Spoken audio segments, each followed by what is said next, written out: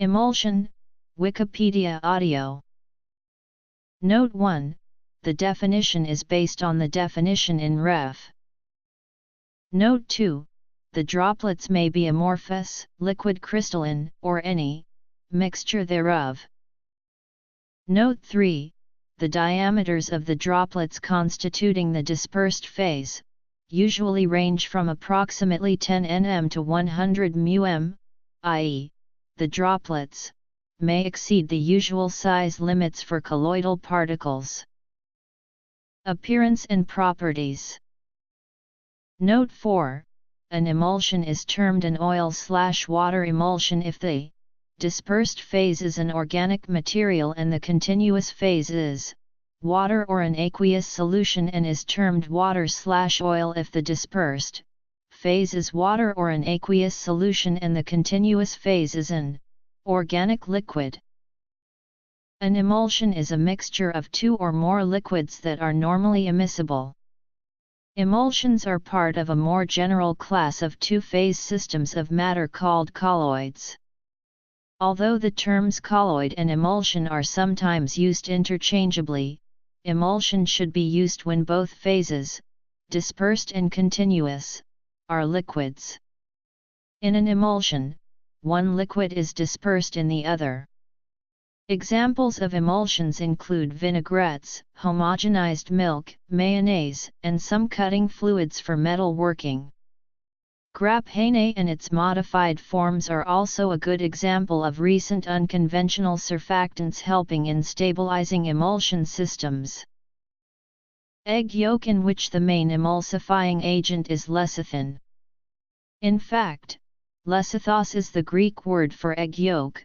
Mustard, where a variety of chemicals in the mucilage surrounding the seed hull act as emulsifiers. Soy lecithin is another emulsifier and thickener. Pickering stabilization uses particles under certain circumstances. Sodium phosphates, sodium stearoyl lactylate, datum ester of monoglyceride, an emulsifier used primarily in baking. The word emulsion comes from the Latin mulgio, mulgere to milk, as milk is an emulsion of fat and water, along with other components. Two liquids can form different types of emulsions. As an example, oil and water can form, first, an oil and water emulsion, wherein the oil is the dispersed phase, and water is the dispersion medium. Second, they can form a water in oil emulsion, wherein water is the dispersed phase and oil is the external phase. Multiple emulsions are also possible, including a water in water emulsion and an oil in oil emulsion. Emulsions, being liquids, do not exhibit a static internal structure. The droplets dispersed in the liquid matrix are usually assumed to be statistically distributed. The term emulsion is also used to refer to the photosensitive side of photographic film. Such a photographic emulsion consists of silver halide colloidal particles dispersed in a gelatin matrix. Nuclear emulsions are similar to photographic emulsions, except that they are used in particle physics to detect high-energy elementary particles. Emulsions contain both a dispersed and a continuous phase, with the boundary between the phases called the interface. Emulsions tend to have a cloudy appearance because the many phase interfaces scatter light as it passes through the emulsion. Emulsions appear white when all light is scattered equally. If the emulsion is dilute enough, higher frequency light will be scattered more, and the emulsion will appear bluer. This is called the Tyndall effect. If the emulsion is concentrated enough, the color will be distorted toward comparatively longer wavelengths, and will appear more yellow. This phenomenon is easily observable when comparing skimmed milk, which contains little fat, to cream, which contains a much higher concentration of milk fat. One example would be a mixture of water and oil. Surface tension theory. According to this theory, Emulsification takes place by reduction of interfacial tension between two phases. Repulsion theory: the emulsifying agent creates a film over one phase that forms globules, which repel each other. This repulsive force causes them to remain suspended in the dispersion medium. Viscosity modification: emulgents like acacia and tragacanth, which are hydrocolloids, as well as PEG, glycerin, and other polymers like CMC, all increase the viscosity of the medium, which helps create and maintain the suspension of globules of dispersed phase. Two special classes of emulsions: microemulsions and nanoemulsions, with droplet sizes below 100 nm appear translucent. This property is due to the fact that light waves are scattered by the droplets only if their sizes exceed about 1/4 of the wavelength of the incident light. Since the visible spectrum of light is composed of wavelengths between 390 and 750 nanometers, if the droplet sizes in the emulsion are below about 100 nm, the light can penetrate through the emulsion without being scattered. Due to their similarity in appearance, translucent nanoemulsions and microemulsions are frequently confused. Unlike translucent nanoemulsions, which require specialized equipment to be produced, microemulsions are spontaneously formed by solubilizing oil molecules with a mixture of surfactants, CO surfactants, and CO solvents. The required surfactant concentration in a microemulsion is, however, several times higher than that in a translucent nanoemulsion, and significantly exceeds the concentration of the dispersed phase. Because of many undesirable side effects caused by surfactants, their presence is disadvantageous or prohibitive in many applications. In addition, the stability of a microemulsion is often easily compromised by dilution, by heating, or by changing pH levels. Common emulsions are inherently unstable and, thus, do not tend to form spontaneously. Energy input through shaking, stirring, homogenizing, or exposure to power ultrasound is needed to form an emulsion.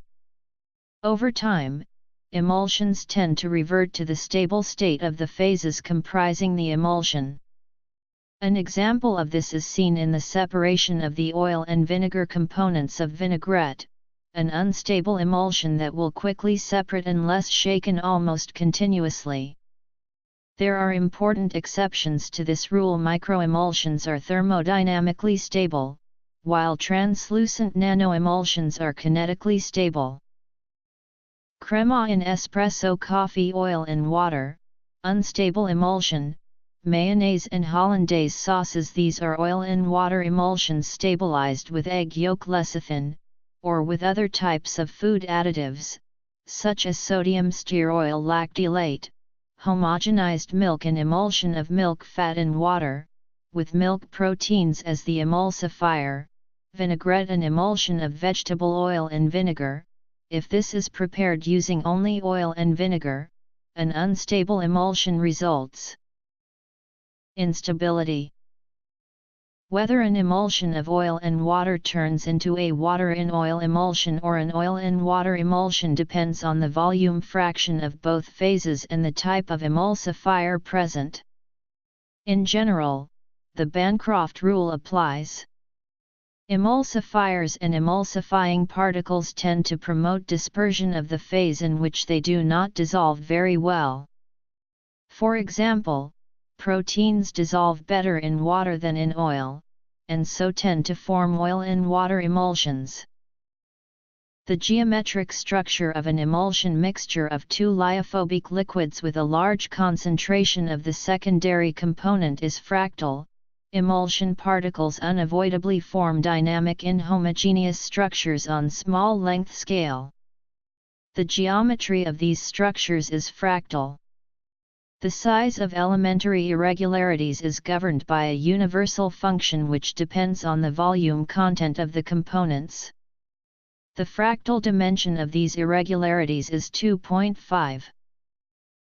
Emulsion stability refers to the ability of an emulsion to resist change in its properties over time. There are 4 types of instability in emulsions: flocculation, creaming, coalescence, and Ostwald ripening. Flocculation occurs when there is an attractive force between the droplets, so they form flocks, like bunches of grapes. Coalescence occurs when droplets bump into each other and combine to form a larger droplet, so the average droplet size increases over time. Emulsions can also undergo creaming, where the droplets rise to the top of the emulsion under the influence of buoyancy, or under the influence of the centripetal force induced when a centrifuge is used. An appropriate surface active agent can increase the kinetic stability of an emulsion so that the size of the droplets does not change significantly with time. It is then said to be stable.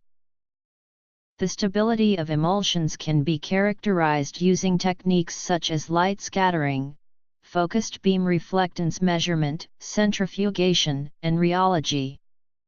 Each method has advantages and disadvantages. The kinetic process of destabilization can be rather long, up to several months, or even years for some products. Often the formulator must accelerate this process in order to test products in a reasonable time during product design. Thermal methods are the most commonly used. These consist of increasing the emulsion temperature to accelerate destabilization. Temperature affects not only the viscosity but also the interfacial tension in the case of non-ionic surfactants or, on a broader scope, interactions of forces inside the system. Storing an emulsion at high temperatures enables the simulation of realistic conditions for a product, but also to accelerate destabilization processes up to 200 times. Mechanical methods of acceleration, including vibration, centrifugation, and agitation, can also be used. Monitoring physical stability. Accelerating methods for shelf life prediction. These methods are almost always empirical, without a sound scientific basis. Butter and emulsion of water in butter fat, margarine. Emulsifiers. Mechanisms of emulsification. Uses. In food. Healthcare. An emulsifier is a substance that stabilizes an emulsion by increasing its kinetic stability. One class of emulsifiers is known as surface active agents, or surfactants. Emulsifiers are compounds that typically have a polar or hydrophilic part and a nonpolar part. Because of this, emulsifiers tend to have more or less solubility either in water or in oil. Emulsifiers that are more soluble in water will generally form oil in water emulsions, while emulsifiers that are more soluble in oil will form water in oil emulsions. Examples of food emulsifiers are: detergents are another class of surfactant, and will interact physically with both oil and water, thus stabilizing the interface between the oil and water droplets in suspension. This principle is exploited in soap, to remove grease for the purpose of cleaning. Many different emulsifiers are used in pharmacy to prepare emulsions such as creams and lotions. Common examples include emulsifying wax, cetearyl alcohol, polysorbate 20, and cetareth 20. In firefighting, sometimes the interphase itself can act as an emulsifier, and the result is a nanoemulsion, where the inner state disperses into nano-sized droplets within the outer phase. A well-known example of this phenomenon, the ouzo effect, happens when water is poured into a strong alcoholic anise-based beverage, such as ouzo, pastis, absinthe, arak, or raki. The anisolic compounds, which are soluble in ethanol, then form nano-sized droplets and emulsify within the water. The resulting color of the drink is opaque and milky white. See also, Food emulsifiers explained, in the simple English Wikipedia. A number of different chemical and physical processes and mechanisms can be involved in the process of emulsification. Oil in water emulsions are common in food products. Water in oil emulsions are less common in food, but still exist. In pharmaceutics, hairstyling, personal hygiene, and cosmetics, emulsions are frequently used. These are usually oil and water emulsions but dispersed, and which is continuous depends in many cases on the pharmaceutical formulation. These emulsions may be called creams, ointments, liniments, pastes, films, or liquids, depending mostly on their oil-to-water ratios, other additives, and their intended route of administration. The first 5 are topical dosage forms, and may be used on the surface of the skin, transdermally, ophthalmically, rectally, or vaginally. A highly liquid emulsion may also be used orally, or may be injected in some cases. Popular medications occurring in emulsion form include cod liver oil, polysporin, cortisol cream, Canesten, and Fleet. Microemulsions are used to deliver vaccines and kill microbes. Typical emulsions used in these techniques are nanoemulsions of soybean oil, with particles that are 400–600 nm in diameter. The process is not chemical, as with other types of antimicrobial treatments, but mechanical. The smaller the droplet, the greater the surface tension and thus the greater the force required to merge with other lipids. The oil is emulsified with detergents using a high shear mixer to stabilize the emulsion so, when they encounter the lipids in the cell membrane or envelope of bacteria or viruses, they force the lipids to merge with themselves. On a mass scale, in effect this disintegrates the membrane and kills the pathogen. The soybean oil emulsion does not harm normal human cells, or the cells of most other higher organisms, with the exceptions of sperm cells and blood cells, which are vulnerable to nanoemulsions due to the peculiarities of their membrane structures. For this reason, these nanoemulsions are not currently used intravenously. The most effective application of this type of nanoemulsion is for the disinfection of surfaces. Some types of nanoemulsions have been shown to effectively destroy HIV-1 and tuberculosis pathogens on non-porous surfaces. Chemical synthesis. Emulsifying agents are effective at extinguishing fires on small, thin layer spills of flammable liquids. Such agents encapsulate the fuel in a fuel-water emulsion, thereby trapping the flammable vapors in the water phase. This emulsion is achieved by applying an aqueous surfactant solution to the fuel through a high-pressure nozzle. Emulsifiers are not effective at extinguishing large fires involving bulk/deep liquid fuels, because the amount of emulsifier agent needed for extinguishment is a function of the volume of the fuel, whereas other agents such as aqueous film-forming foam need cover only the surface of the fuel to achieve vapor mitigation. Emulsions are used to manufacture polymer dispersions. Polymer production in an emulsion phase has a number of process advantages, including prevention of coagulation of product. Products produced by such polymerizations may be used as the emulsion's products, including primary components for glues and paints. Synthetic latexes are also produced by this process. Other sources.